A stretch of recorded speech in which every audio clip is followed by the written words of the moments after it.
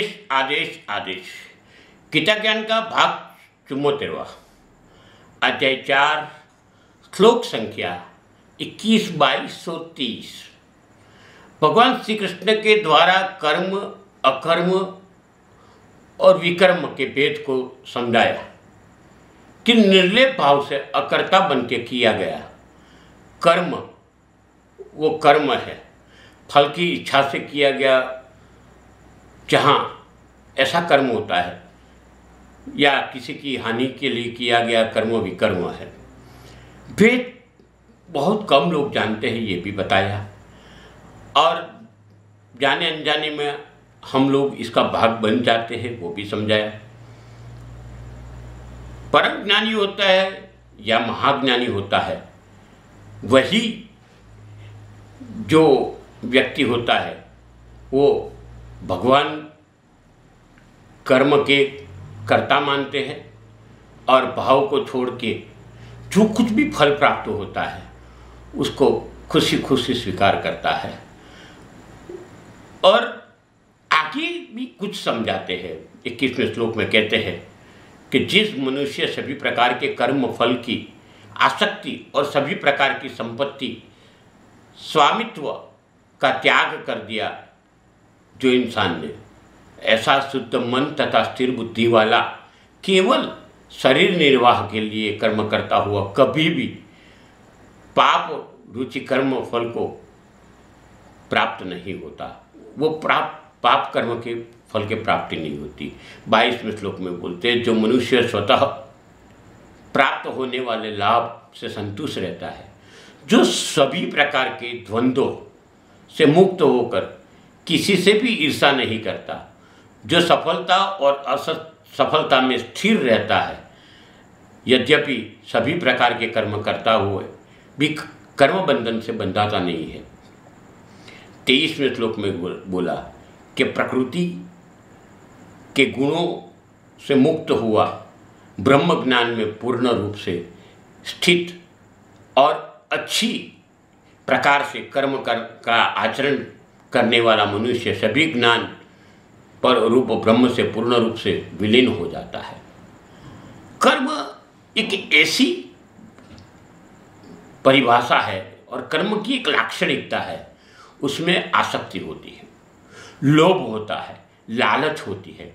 ये करूँगा तो ये होगा, ये आर्थिक बात हो, सामाजिक बात हो, व्यवहारिक बात हो, इतने जब करूँगा तो ये सिद्धि मिलेगी, ये अध्यय करूँगा, ये यज्ञ करूँगा तो ये मिलेगा, इतनी कमाई होगी, इतना फल मिलेगा, इतनी सिद्धियाँ मिलेगी।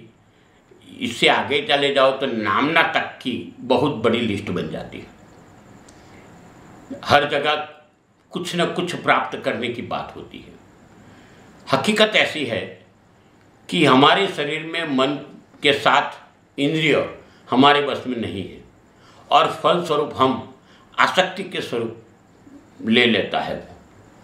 भगवान श्री कृष्ण यहाँ कहते हैं भोग मोह का त्याग कर देना, तभी ही कर्मयोगी बनता है, और कर्मयोगी ही सन्यासी है, क्योंकि भोग वृत्ति या संग्रह वृत्ति को त्यागना ही एक बड़ी बात है। क्योंकि आगे कहा है कि संसार में बहुत प्रकार के लोग होते हैं, और संसार है, अलग अलग बात है, टुंडे टुंडे मदर भिंडा, किसी के अंदर संग्रह वृत्ति होती है, किसी के अंदर संग्रह वृत्ति नहीं होती है।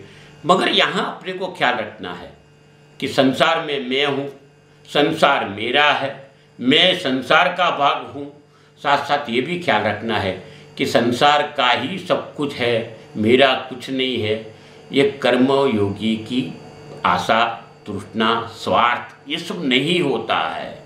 हमारे जीवन में दिनचर्या का क्रम, स्नानादि कर्म जो आवश्यक कर्म है, जीवन निर्वाह के लिए किया गया कर्म है, वो कर्म में भी निवृत्ति मानना है।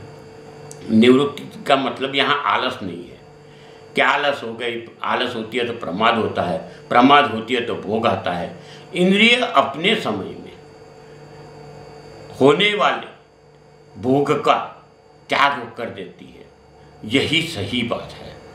भोग का त्याग करना, तभी आशा का त्याग हो जाता है। आशा नहीं रहती है, कामना नहीं रहती है, मोह नहीं रहती है, ममता नहीं रहती है, इत्यादि का त्याग होता है।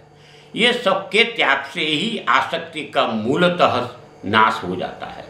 कर्मयोगी की बात कही है कि जो मनुष्य कर्म करने में फल की इच्छा ना हो, वही स्वरूप से और सही स्वरूप से कर्मयोगी कहलाता है। फल की इच्छा का त्याग करने से मूलभूत आसक्ति रहती नहीं है, वहाँ असंतोष रहता नहीं है, राग द्वेष भी नहीं आता है।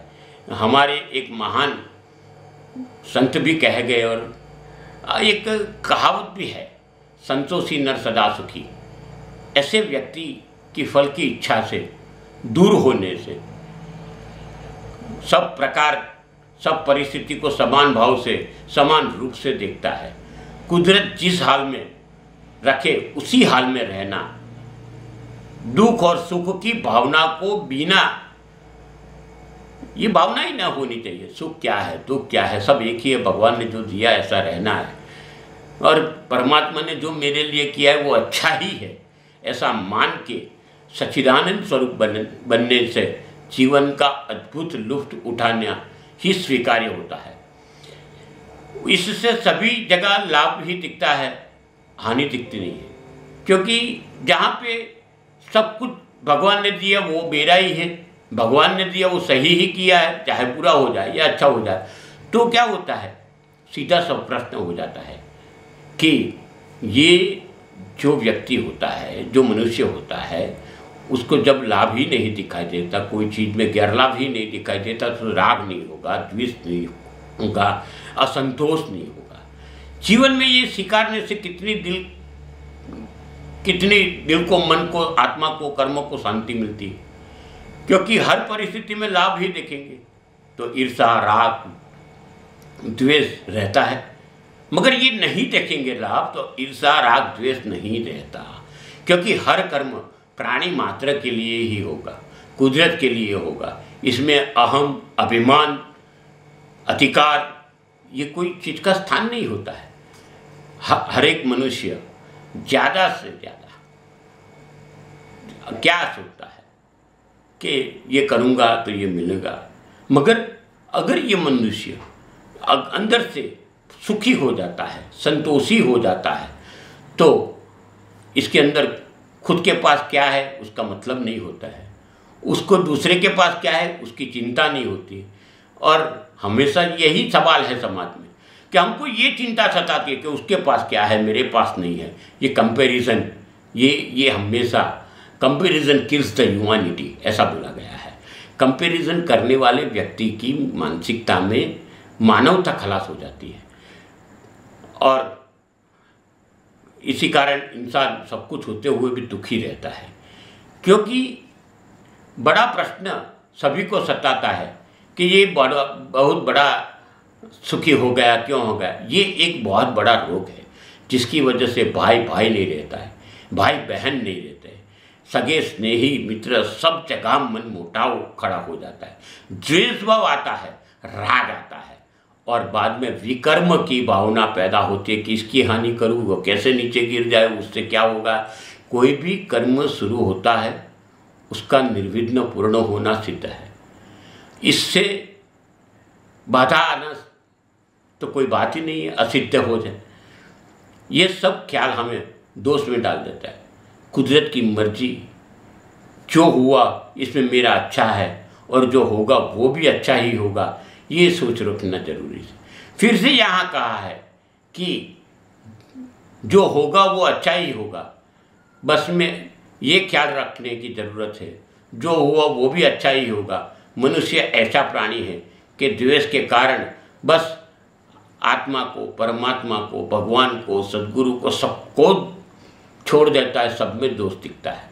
यहाँ तक कि शब्द बोलता है कि इतना करते हुए भी मुझे कुछ प्राप्त नहीं होता है, मैंने कितना कुछ किया मुझे सामने दिखते भी नहीं है। ये बड़ी विडंबना है कि हम सब ख्यालों में मेरे सिवा कुछ सोचते नहीं हैं, कि हमेशा हम ये ख्यालों से बाहर भी नहीं निकलते हैं, और ये जरूरी है। ये सब चीज़ें याद रखना कि समय और संतोष ही बड़ी सिद्धि है, क्योंकि जब तक समय यानी संयम, समय का मतलब यहाँ पे संयम लिया गया है, संयम हमारे में आ जाए और संतोष आ जाएगा तो इससे बड़ी सिद्धि कोई नहीं है।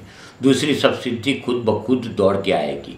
हम खुद को तैयार करना पड़ता है हमें कि ये निसंदेह बात है कि पात्रता नहीं होगी तब तक पात्र नहीं होगी। हमको तैयार करना है कि हमारे में ऐसा ख्याल आवे ही नहीं, मैं चाहता हूँ ऐसा ही होता है, ये ना होना चाहिए, मैं जो नहीं चाहता वो नहीं ही होना चाहिए। ये ख्याल भी गलत है, क्योंकि जो नहीं चाहते वो होगा तो क्या होगा, फिर से वो राग द्वेष ये सब हमारे जहन में पकड़ लेता है, इत्यादि का स्थान पक्का हो जाता है। अहम को छोड़कर हर मेरा कुछ नहीं है, मैं ही कुदरत का हूँ, ये ख्याल ही आपके मुक्ति के मार्ग को खोल देता है। धन, मान, बड़प्पन, पद, अधिकार इत्यादि की तरह इच्छा की पूर्तता भी हमें नुकसान पहुंचाती है। कहा है धर्म के रास्ते में खुद को भूलो, खुद को सेवक बना लो, बस देखो धर्म के मजे क्या है। ये बात कृष्ण ने कही है। भगवान कृष्ण जो कहते हैं वो बहुत समझना चाहिए। आसक्ति के बिना की भक्ति, ये बहुत बड़ी बात है। हम आगे और भी चर्चा करेंगे। आज इतना ही। ये चैनल को आप सब्सक्राइब करिए, ये वीडियो को लाइक करिए, शेयर करिए, बहुत ज़रूरी है, क्योंकि सनातन की बातें हैं, ना मेरी बात है ना आपकी बात है। अस्तु, शुभम भवतु।